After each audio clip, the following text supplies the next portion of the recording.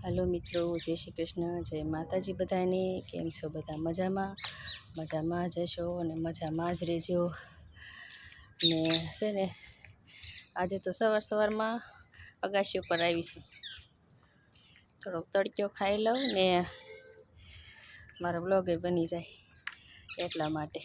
काम तो हजी मारे बधुं बाकी छे। हजी मैं कॉलेज आवीने आम करीने आम हळई नथी भांगी, खाली टिफिन मूकीने सीधी ઉપર आवीशुं।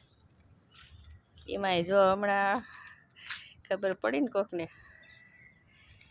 એટલે તમે જો કામ પહેલાં ને પછી બધું એમ પણ હાલ્યા કરે। હવે કામ છે ને આપણે કરવાનું જ છે ને મને છે ને એવું થયું કે આ ઉત્તરાયણ આવે છે એટલે થોડોક કાંઈક આપણે એવો વિડીયો બનાવીએ ઉત્તરાયણ માટે।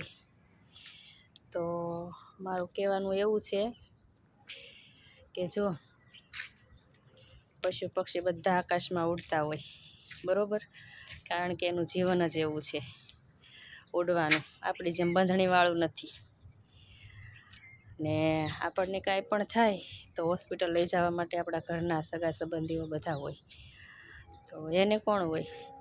એટલે જે હું વાત કરું છું તમે સમજી જ ગયા હશો, એટલા માટે કહું છું કે છે ને કોઈ પણ માણસો ભાઈઓ તમે પતંગ ઉડાડો એની ના નથી, કારણ કે પતંગનો તહેવાર તમારા માટે જ છે।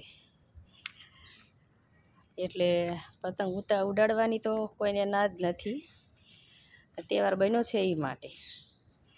પણ તમે ચાઇના દોરી ન વાપરો।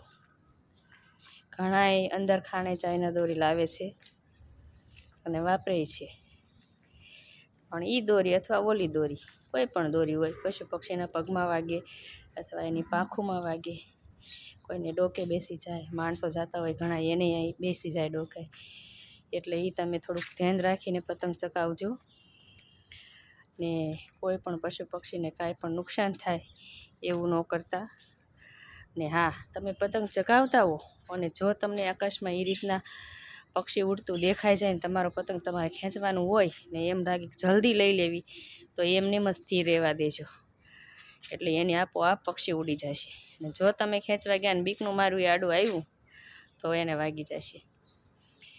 એટલે એ રીતના તમે પતંગ ચગાવી અને સરસ મજાનો તમારો તહેવાર ઉજવજો અને બધાને ઉત્તરાયણની શુભકામનાઓ ને જય શ્રી કૃષ્ણ અને જય માતાજી। આટલું જ કહેવાનું હતું મિત્રો, તો બાય બાય।